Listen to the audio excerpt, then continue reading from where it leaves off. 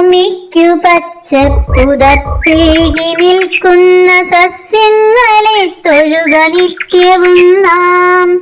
അമ്മത്തണൽ നൽകി നമ്മളെ കാക്കുന്ന വൃക്ഷങ്ങളെ തൊഴുക നിത്യവും നാം. അന്നമായി വായുവായി നമ്മളെ കാക്കുന്ന തരുനിരകളെ തൊട്ടു വന്ദിക്ക നാം. അന്നമായി വായുവായി നമ്മളെ കാക്കുന്ന തരുനിരകളെ തൊട്ടു വന്ദിക്ക നാം. കിളികൾക്കു വീടായി കൂടായി മാറുന്ന ഹരിതവൃക്ഷങ്ങളെ സ്നേഹിക്ക നാം.